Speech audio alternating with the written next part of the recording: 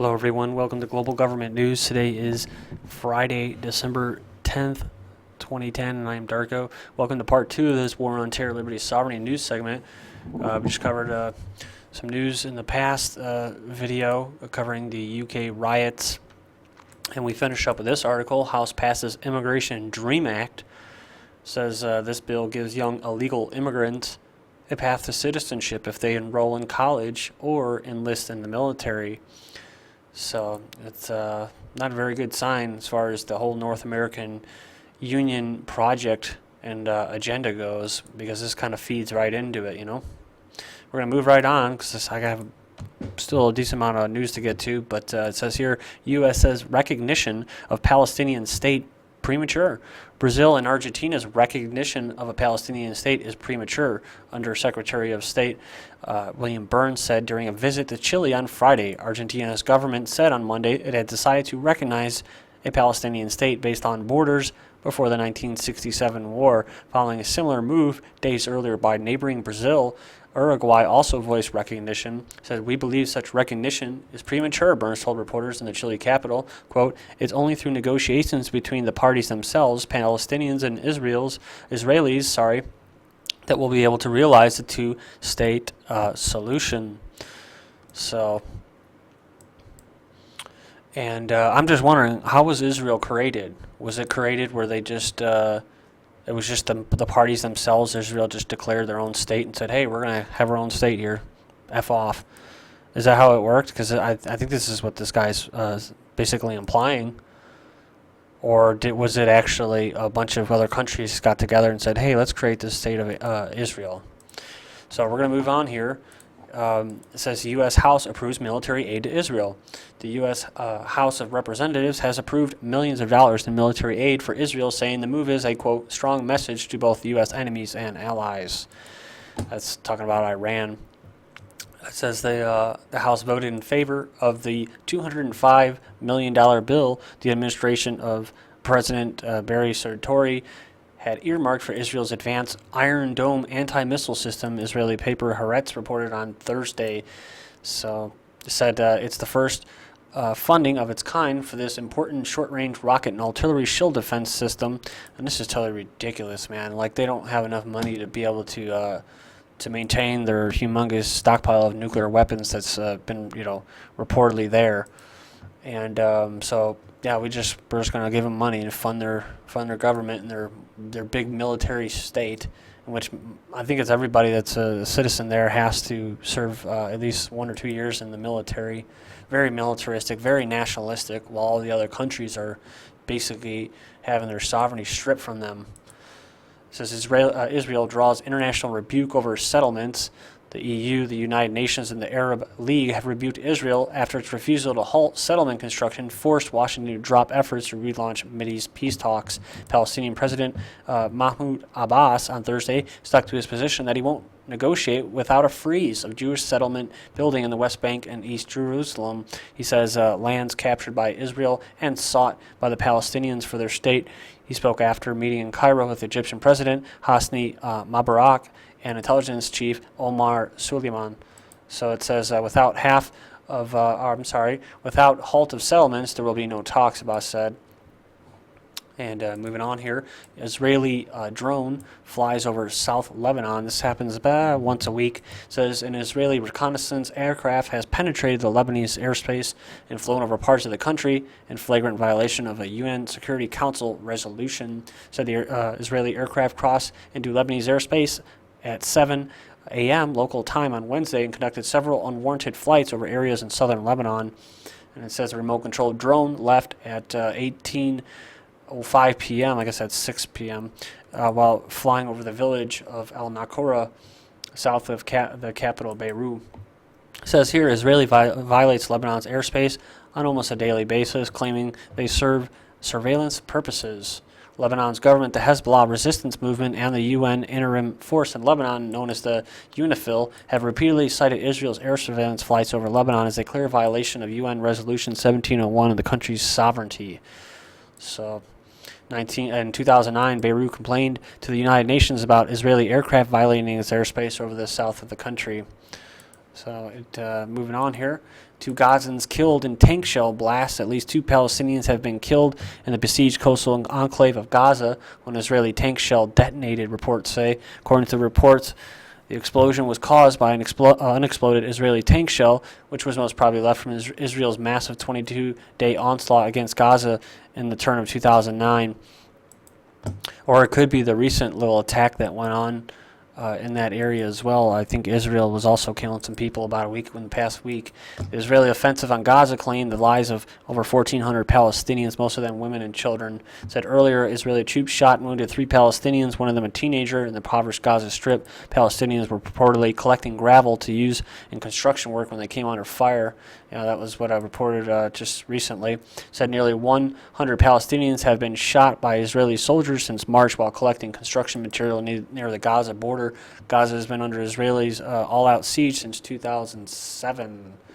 So it says some 40% of Gaza residents have gone without jobs since Israel imposed the siege on the enclave in June 2007 following Hamas victory in a democratic election.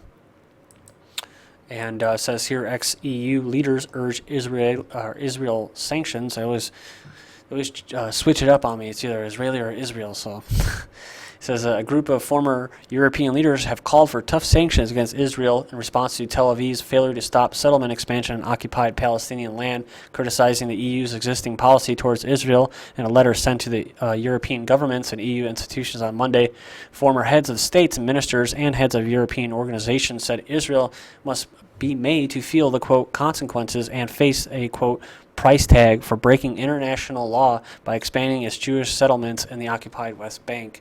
This next story up, also from Press TV, unauthorized U.S. strike kills 6 Pakistanis. A non-U.S. sanctioned U.S. drone strike has killed at least 6 people and wounded several others in troubled northwest Pakistan, security officials said. The incident took place in the Dada Khel area of North Waziristan on Friday evening. A Press TV correspondent reported a CIA-operated drone plane fired 4 missiles at a vehicle allegedly carrying militants. While Washington claims their air raids target militants, official figures have revealed that most victims are civilians. U.S. drones have launched nearly 30 missile attacks since early September, and said an international group known as the Campaign for Innocent Victims in Conflict said the report on Thursday that 9 recent drone strikes in Pakistan have killed more than 30 civilians. The U.S. has intensified aerial attacks in Pakistan's tribal regions since President Barack Obama took office in 2009. This is while hundreds of Pakistani people have taken to the streets of the capital, Islamabad, to protest the unauthorized U.S. drone attacks on the country's tribal areas. The protesters condemn the killing of over 2,000 civilians in non-UN sanctioned American drone strikes since 2004. Activists have asked Washington to pay compensation to the families of victims and those who have suffered losses in such attacks. The U.S. claims its drones target militant hideouts near the border with Afghanistan.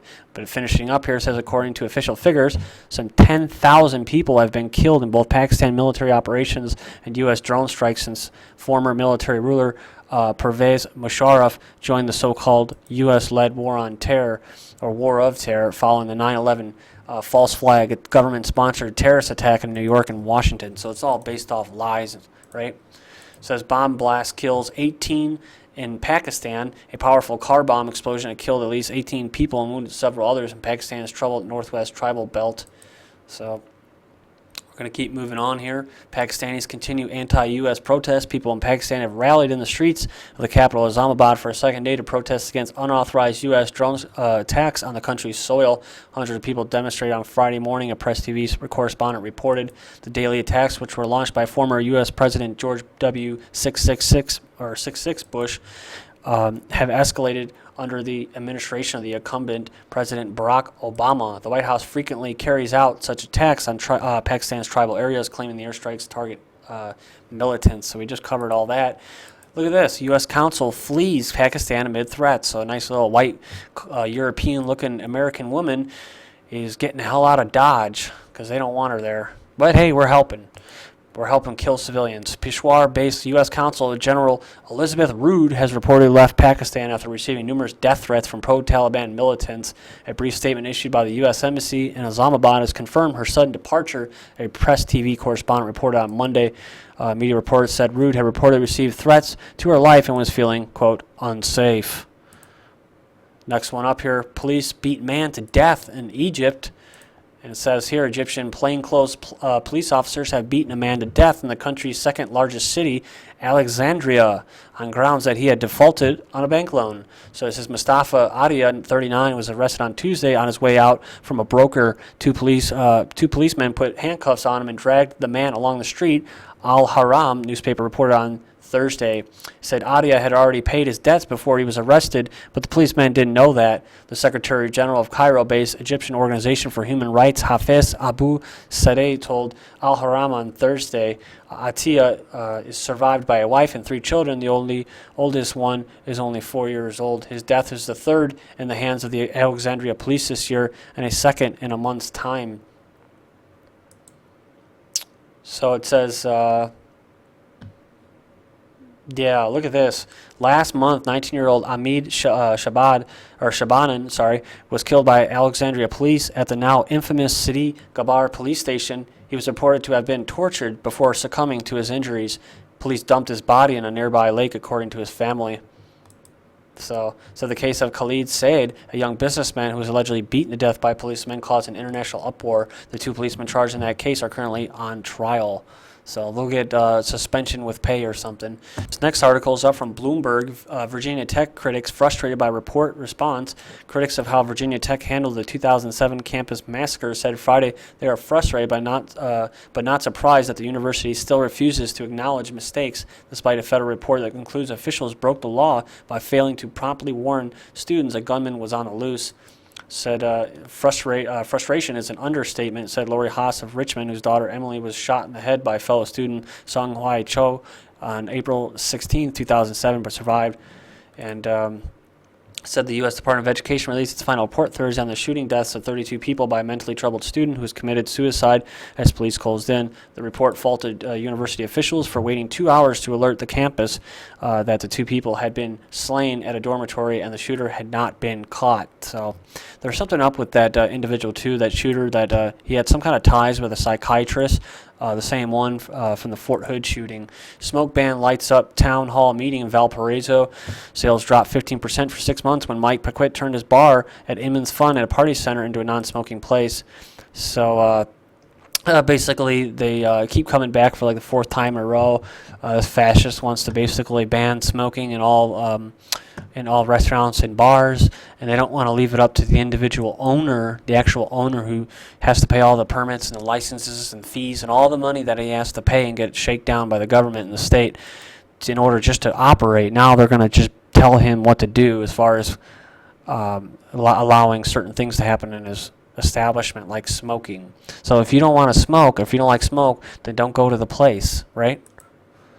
How U.S. worked to get 3 soldiers off the hook for cameraman's death. You can check this out.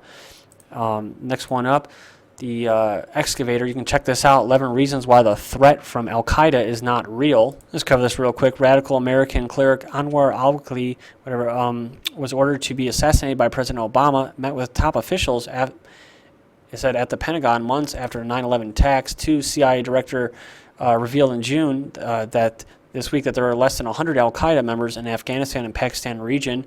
3, the International Institute for Strategic Studies, one of the world's leading security think tanks, published a report this year which said that the threat of al-Qaeda and Taliban is exaggerated by Western policymakers.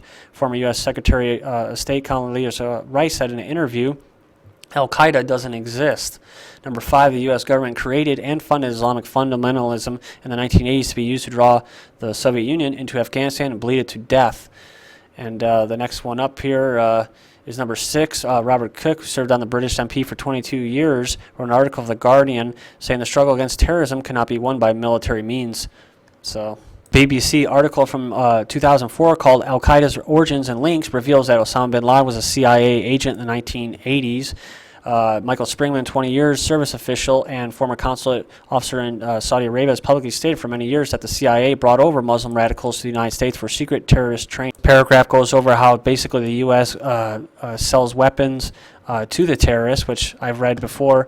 And then this one goes in and says how basically the CIA and Pakistan's ISI helped create the backward and tyrannical Taliban.